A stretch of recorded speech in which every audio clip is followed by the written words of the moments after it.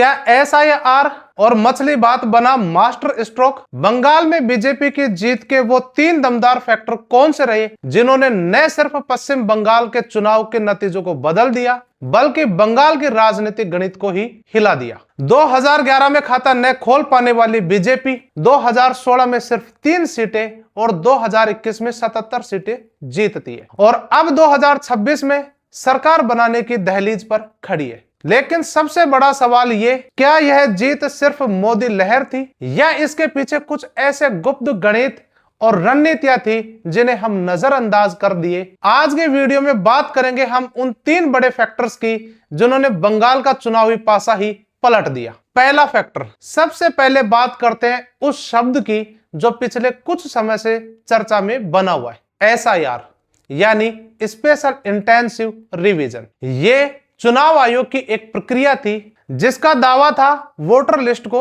शुद्ध करना। लेकिन आंकड़े क्या कहते हैं? एक रिपोर्ट्स के मुताबिक इस प्रक्रिया के दौरान बंगाल में करीब 91 लाख वोटर्स के नाम हटा दिए गए। कुल वोटर्स की संख्या 7 करोड़ 66 लाख थी जो गिरकर 6 करोड़ 75 लाख रह गई। द हिंदू में छपी एक रिपोर्ट्स के मुताबिक हटाए गए नामों में से 57 लाख 47 हजार हिंदू वोटर्स यानी 63% और 31 लाख वोटर मुस्लिम यानी 34%। वही 2011 की जनगणना के अनुसार राज्य में मुस्लिम आबादी 27% है।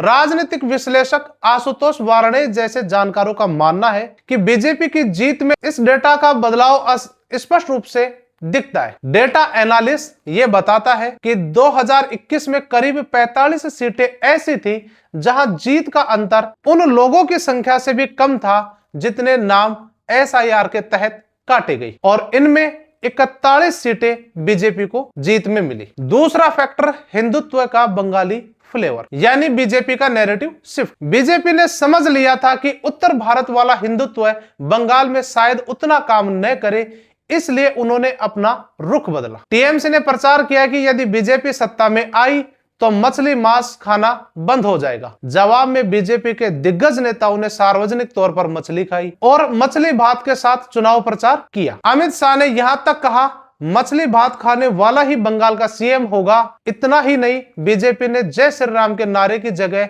जय मां काली के नारे को आगे किया, क्योंकि पिछले चुनाव में उन्हें समझ आ गया था कि मां काली की पूजा ही बंगाल में सांस्कृतिक रूप से सबसे ऊपर है। यहां तक कि काली बनाम काबा का मुद्दा भी टीएमसी सांसद सयानी घोष के एक गाने के बाद खड़ा किया गया, जिससे ध्रुवीकरण को और हवा मिल गई। तीसरा और सबसे निर्णायक फैक्टर, ममता बनर्जी की 15 साल की सत्ता और उससे उपजी सत्ता विरोधी लहर बनी।